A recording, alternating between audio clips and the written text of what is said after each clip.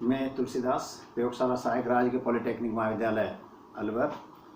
आज हम applied physics subject code 102 के तहत सरल लोलक की सहायता से गुरुत्वीय त्वरण जी का मान ज्ञात करेंगे। इसमें सबसे पहले उद्देश्य हमारा ये है, सरल लोलक की सहायता से गुरुत्वीय त्वरण जी का मान जो कि 9.81 मीटर पर सेकंड स्क्वायर होता है, हमें एक तरह से प्रूव करना है कि 9.81 पर सेकंड स्क्वायर होता है।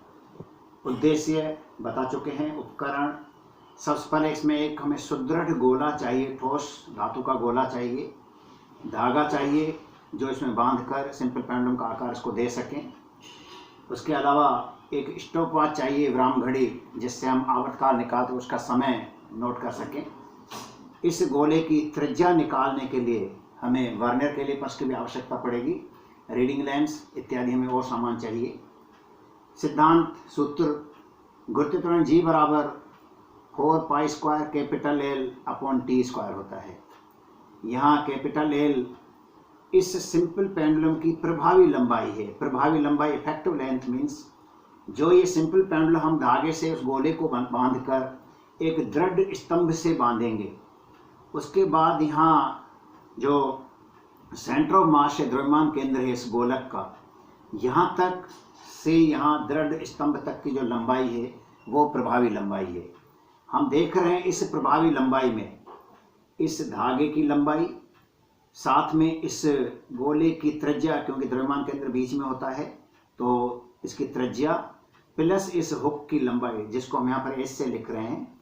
तो प्रभावी लंबाई बराबर धागे की लंबाई प्लस इस गोले की त्रिज्या और प्लस इसमें लगे हुए हुक की लंबाई। यहाँ जो टी है, टी जब हम इसको सिंपल हार्मोनिक मोशन देंगे, सरल आवर्त गति देंगे, तो उस दौरान एक दोलन में लगा हुआ समय जिसको हम आवर्तकाल कहते हैं वो टी है।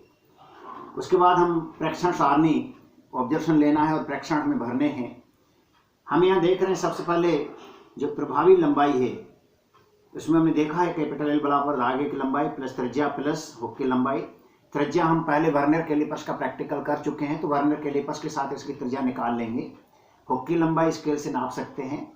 हम प्रभावी लंबाई इस तरह से लेते हैं कि धागे की लंबाई, हुक की लंबाई और रेडियस मिलकर एक पूर्णांक राशि 70, 80, 85, 90 के आसपास हो जाए तो हम प्रभावी लंबाई ले लेंगे। रेडियस और ये धागे की हुक की लंबाई जोड़ते इस तरह पूर्णांक राशि ले लेंगे। प्रेक्षण, हम इस सिंपल पेंडुलम को लेफ्ट या राइट थोड़ा सा आयाम देकर छोड़ देंगे। यहाँ तक छोड़ने के बाद ये पेंडुलम सरल आवर्त गति करेगा। यहाँ से चलने के बाद वापस यहाँ तक आने को हम एक दोलन कहते हैं और इस एक दोलन में लगे हुए समय को आवर्तकाल कहते हैं। एक दोलन के लिए हम समय निकालें, उसमें त्रुटि हो सकती है, इसलिए हम एक साथ 20 दोलन में लगा हुआ समय निकालेंगे और 20 दोलन का लगा हुआ समय निकालकर उसमें एक दोलन का निकाल लेंगे जिसको आवर्तकाल कहेंगे। तो सबसे पहले प्रेक्षण सारणी में देख लेते हैं धागे की प्रभावी लंबाई जो हम 70, 75, 80 कुछ भी ले सकते हैं। 20 दोलन में लगा हुआ समय, एक बार हमने यहाँ से आवर्त आयाम देकर छोड़ा तो 20 बार इसको गिनकर स्टॉपवॉच चालू कर लेंगे, जो समय लग रहा है वो लिख लेंगे। इसी को दोबारा रिपीट करना है, 2 बार कर लेंगे।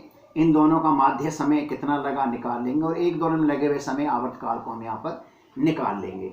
और यहाँ प्रभावी लंबाई बटे टी स्क्वायर, आवर्तकाल का वर्ग लिख लेंगे।